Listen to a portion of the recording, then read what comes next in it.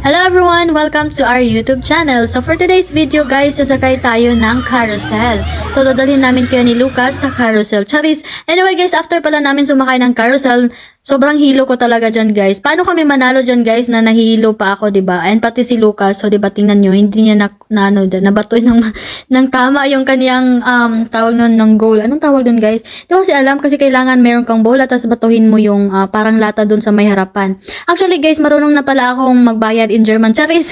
So share ko lang, char lang. So diba, nagbayad tayo. Syempre, madali lang naman magbayad, diba? So term na natin, time na natin. Ano ba yun? Anong sinasabi ko? Actually guys, iba yung boses ko kasi sobrang lamig na dito sa Germany. It's like kahapon kasi 8 degree na dito. Kaya ayan. So paano ko guys, matarget yung tinatarget ko dyan na hilong-hilo pa ako, diba? So, ayan yung consolation prize natin. And, syempre, uwi na tayo, Charis. Hindi pa pala kami uwi, guys. And, mag-harvest pa tayo ng mga duck dito. Ayan. So, ang tuwang-tuwa naman yung bata, Zay. Tingnan nyo naman. Ayan. Ang sarap talaga bumalik ng pagkabata. Ayan, ang saya-saya, Charis.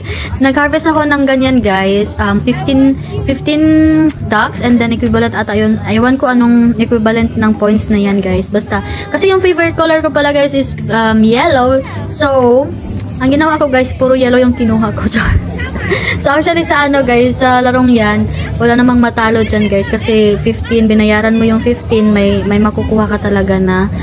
And syempre guys, tapos na tayong maglaro and mamili na tayo kung ano yung gusto natin na reward. So diba, ganyan yung dito guys, styles. Pag tapos mo na mag-harvest ng ducks and then mamili ka na anong reward na gusto mo. So nahirapan akong magmili dyan guys kung anong pipiliin ko kasi sobrang ganda naman, diba? Ayan, diba? Oh, na-struggle tayo dahil. And binigyan ako ng girl. Sabi niya sa akin, oh, ito para sa iyo. And tingnan niyo yung reaction ko dyan guys, para akong bata. Parang tralala, parang ginawa ko tanang, tingnan niyo guys. Oo.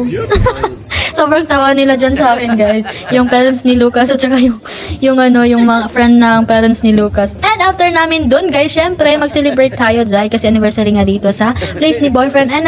And kami guys, nandito kami sa may site kung saan makikita namin yung mga fireworks. So diba?